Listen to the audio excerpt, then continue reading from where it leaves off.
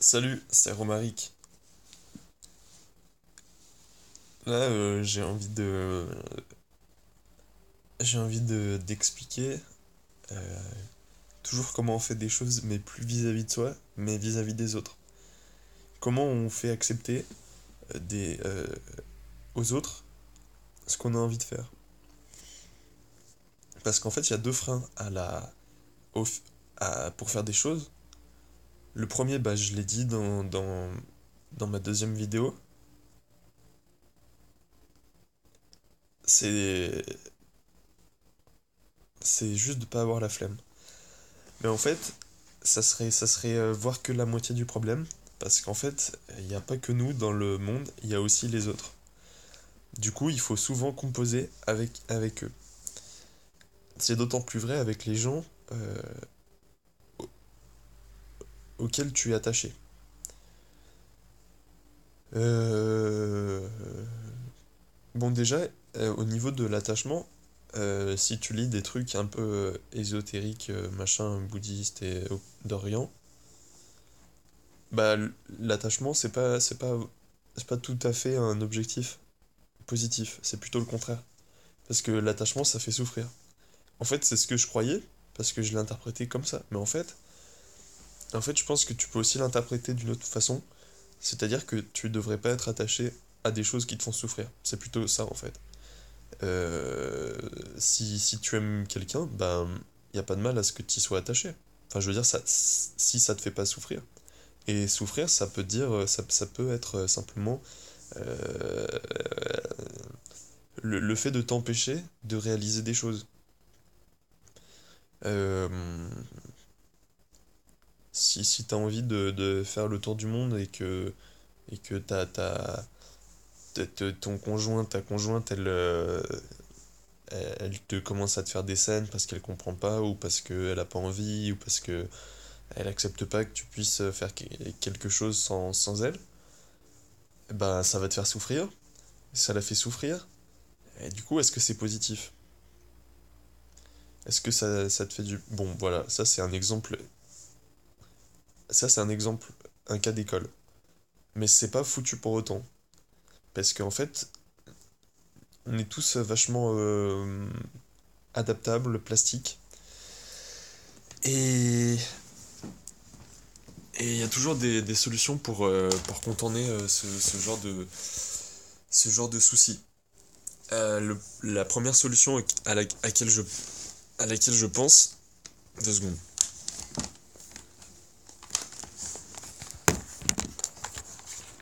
J'ai coincé mon câble de téléphone et si je le récupère pas, bah la vidéo elle va couper. Il faut aussi que je me recharge.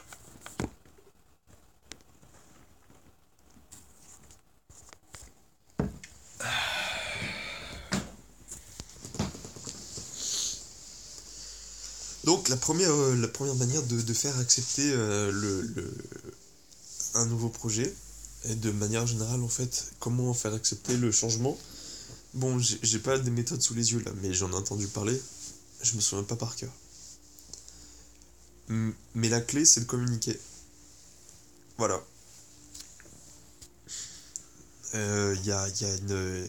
D'ailleurs, il y a une méthode qui est pas mal, c'est la méthode de communication non violente. Je vais t'expliquer si tu connais pas parce que c'est intéressant. Après, tu la pratiqueras jamais vraiment comme ça, mais ça peut t'inspirer pour savoir comment parler à tes proches. La première chose, c'est il faut exprimer son ressenti. Euh, je sens que notre amitié, elle est arrivée elle piétine. Je sens que tu m'acceptes plus tel que je suis.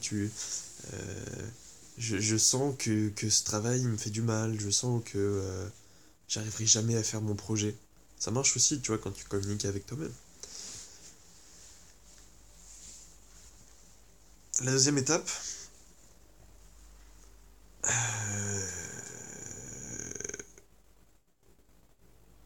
non, mais j'ai mélangé. Je crois qu'il y a l'observation.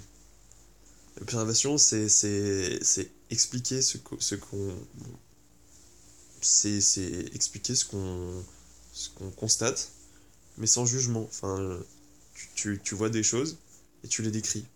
Par exemple, euh,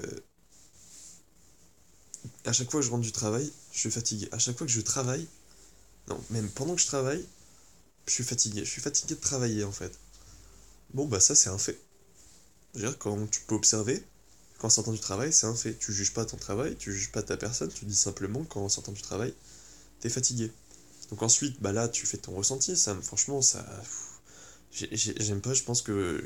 Je sens que mon travail, il m'épanouit plus, il est néfaste pour ma santé. Ça, c'est ton ressenti. C'est pas basé sur des faits, en fait. C'est plutôt... c'est très subjectif. Bon, ensuite, il faut que tu exprimes ton besoin.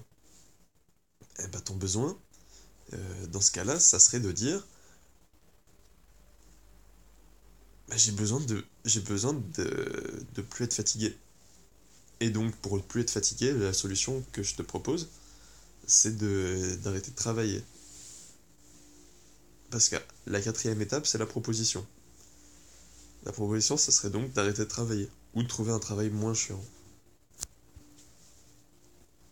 Je peux refaire en entier les étapes, comme ça tu comprends mieux avec un autre exemple de couple. Comme ça, c'est pas mal. Comme ça, tu comprends bien. Ou pas. Bon, quand tu... imagine que en ce moment, tu t'engueules tout le temps avec ton copain ou ta copine. Et tu lui en parles. Soit tu lui parles comme d'habitude, en criant. Ouais, mais de toute façon, tu cries tout le temps, on s'entend plus parler, c'est vraiment de la merde d'être avec toi, t'es trop nul et tout. Ça fera pas avancer les choses. C'est pas ça communiquer. Enfin, c'est communiquer, mais c'est pas bien communiquer. L'important, c'est de se faire comprendre, non? Bon. Ensuite, donc, ah oui, donc tu commences, tu cries. Pas, tu cries pas. Mais là, vous venez de crier, t'en as marre. Première étape, les faits. Ça fait 6 mois qu'on fait plus que crier pour se parler. Ça fait quelques mois qu'on fait plus de sexe.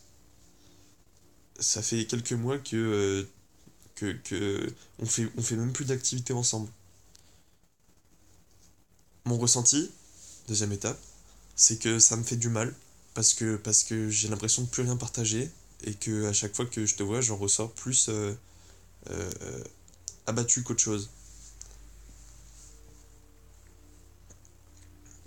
Et mon besoin, ça serait d'être amoureux comme on a pu l'être et réinventer notre amour pour que on puisse de nouveau communiquer normalement, qu'on puisse de nouveau partager des moments d'intimité, des moments d'affection. Et pour ça, ce que je te propose, c'est que, déjà, on n'élève plus la voix quand on est l'un avec l'autre, que quand on a un souci, on en discute tranquillement, comme des adultes. C'est-à-dire quoi être adulte? Et, et la dernière étape, bah c'est ça en fait, c'est la proposition, c'était ça. Voilà la communication non violente. Je trouve que tu cries trop, je trouve qu'on crie trop ensemble, ça me pèse, je ressens plus d'amour. J'aimerais, mon besoin c'est d'être aimé et de ressentir que je suis aimé. Alors dans ce cas-là, ce que je te propose c'est que on se concentre sur notre amour et pour ça bah on arrête de se mettre des bâtons dans la roue et on fait des choses pour reconstruire notre relation. Voilà. Donc là je t'ai appris à faire de la communication non violente.